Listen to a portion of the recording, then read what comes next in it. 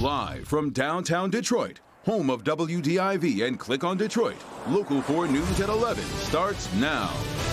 Tonight, Governor Whitmer is in the same boat as thousands of Michiganders, isolating because her husband has tested positive for COVID.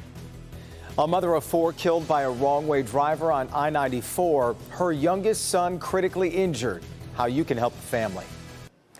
But we begin with a wind advisory going into effect for all of Metro Detroit starting tomorrow. Yeah, this sounds like there could be some power outages. Let's bring in Andrew. Is there a concern there for that, Andrew?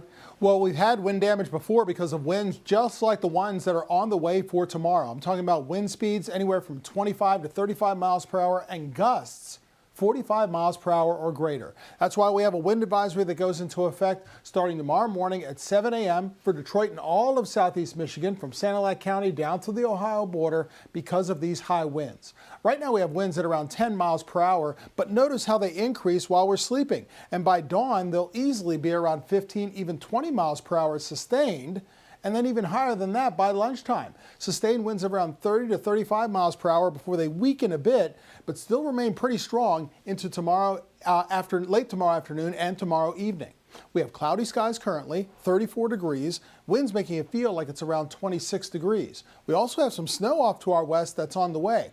All of this is associated with a cold front that's coming through the area for our Wednesday. It's going to do 3 things. 1, bring in those wicked winds, wind gusts of 40 miles per hour or greater.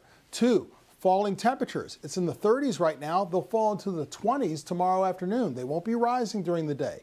And 3, we have some snow showers on the way as well, not only for Wednesday, but also Thursday. So how much is going to fall? We'll talk more about that and your full 7-day forecast, including the weekend, coming up.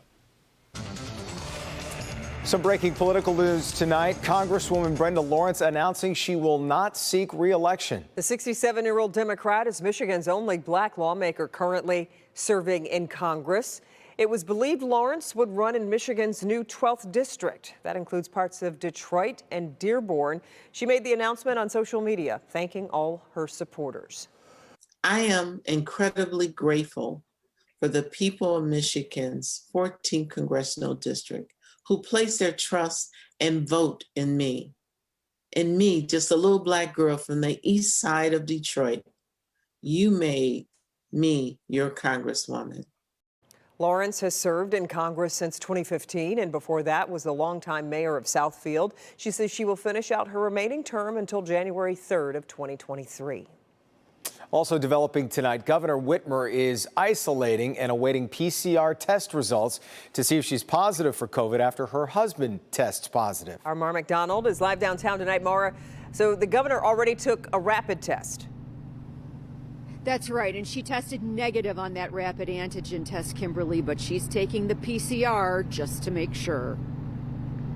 COVID strikes Michigan's first family. The governor's husband, Mark Mallory, had not been feeling well and got tested for COVID, and sure enough, he's positive, which means Governor Whitmer, according to her spokesman Bobby Letty, is now isolating. Quote, like so many families around the country, the governor and her husband took extra precautions to limit contact with others to stay safe over the holidays as they celebrated Christmas with their immediate family members in Michigan. Thankfully, the entire family is vaccinated and boosted, so the governor has not tested positive and is not experiencing symptoms.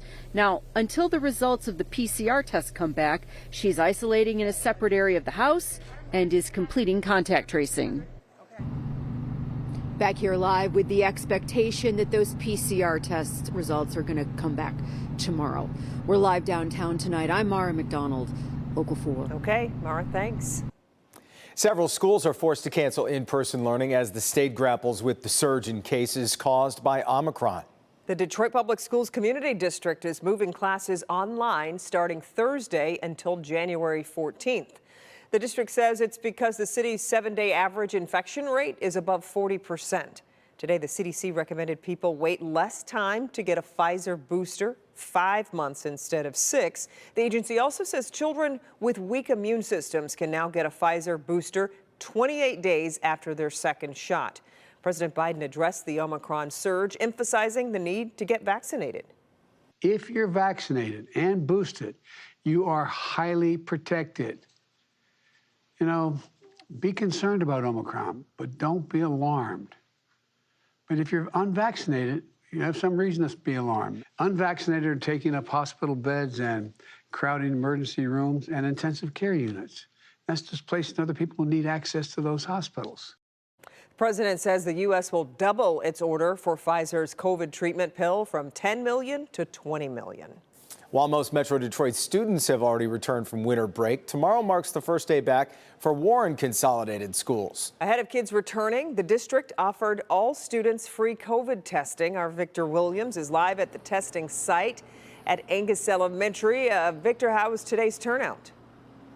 Kimberly, pretty decent turnout. We've seen parent after parent and student after student walking right here into the doors of Angus Elementary for that free COVID testing.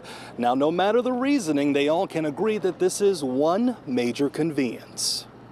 With class returning to session, Warren Consolidated Schools is working to make the transition as safe as possible with free COVID testing. Well, I was scared at first. Sylvia Batista and her daughter Estrella are two of many getting tested after several people in their household already caught the virus. My 7-year-old, she didn't have any symptoms or anything. My grandmother and my mother tested positive, and I said, you know what, let's be safe. Let's get tested. And then she tested positive. Andrea Miller, on the other hand, is a parent who works at a grocery store who wanted to make sure she was safe. I mean, I've seen a lot of my coworkers that are sick or not good. Some of my coworkers have passed away because of this.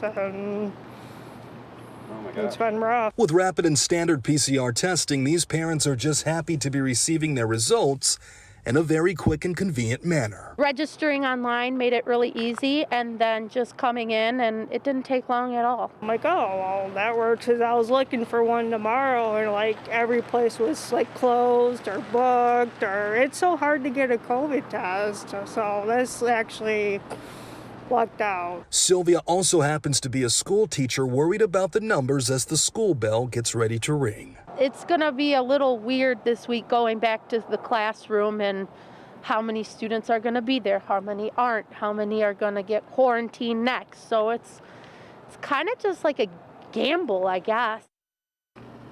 And students who have yet to be vaccinated can still attend classes as long as they're tested every single day.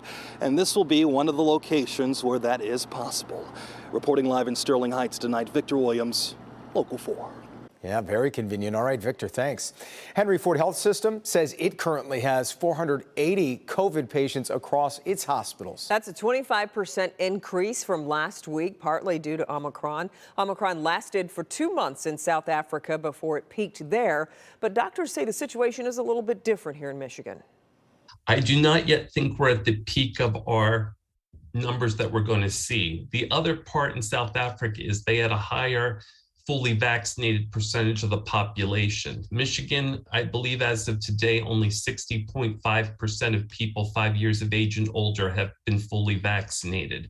That's going to make this last a little bit longer. So that's why we are very concerned about January and think it is going to be a very rough month in terms of COVID. Henry Ford Health System says it received a new shipment of monoclonal antibodies today to treat high-risk patients. Well, tonight we are learning it was a mother of 4 killed in that wrong-way crash on I-94. Family says 33-year-old Tia Tapner was the driver hit head-on by a car going the wrong way yesterday in St. Clair County. Tapner was killed along with the other driver. Her youngest son was in the back seat and was rushed to the hospital in critical condition. The family has launched a GoFundMe page for funeral and medical costs. If you would like to donate, we have that information on our website, clickondetroit.com. An Inkster mother is charged in a disturbing case of abuse involving her 2 young children. 36-year-old Sarah Bowles went before a judge today. Prosecutors say she used a knife to cut the necks of her 1-year-old son and 3-year-old daughter on New Year's Day at a home on Grandview near Middlebelt. The 1-year-old boy still hospitalized. The 3-year-old girl has been released. Bowles is charged with assault with intent to murder and child abuse. She was given a $100,000 cash bond.